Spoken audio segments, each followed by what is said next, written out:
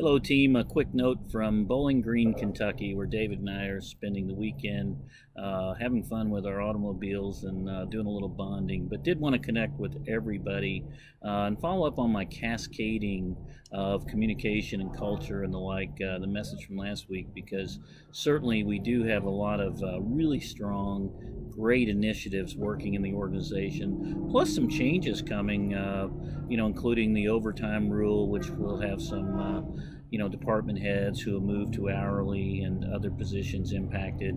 But again, those items pale in comparison is just the normal day-to-day communication and running our business. And so I think it's just very, very important that we focus in on the communication.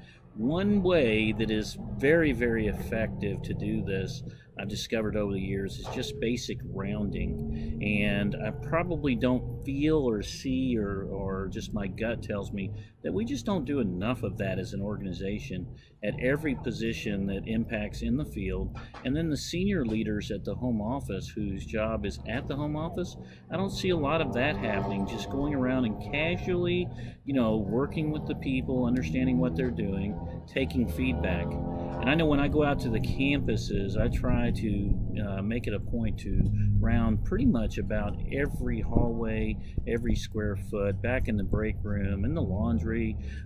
Certainly part of that is inspection and looking around, but that's not the most important part.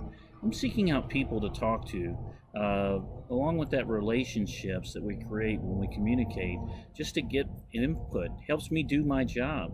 And when I think about our clinical support now, having 4 and 5 campuses, and our DVPs and our area business office and employee services, what have you, there's not too many people employed for over a period of time for you to get to know pretty much every employee through a rounding, discussing. Now, if we stay in offices when we go visit campuses, or we stay in our own office at the home office, no, that has a shot of happening. I think we all understand that. You might be an introvert.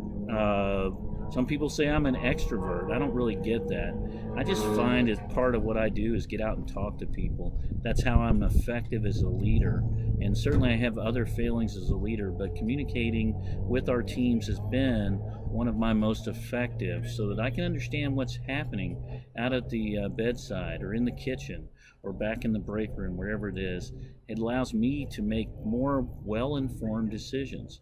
And I think if you'll just get out and be purposeful in your rounding, which is something that Quint Studer taught us a long time ago when we read the book Hardwiring Excellence. Being purposeful in your rounding, finding ways to say good things, but then listening closely, getting those fire starter moments where we can just, take that one little symbol and move on it and create some real value in relationships. And isn't that what we're trying to do with our ER3?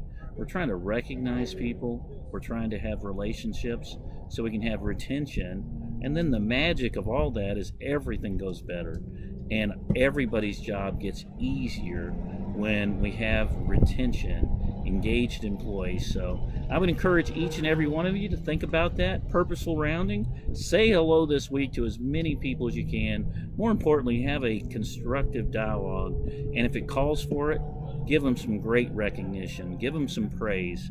There's work out there, great work being done, just like the great work that you all are doing. So thank you for what you're doing. Have a great week. Talk to you next week. Take care. Bye.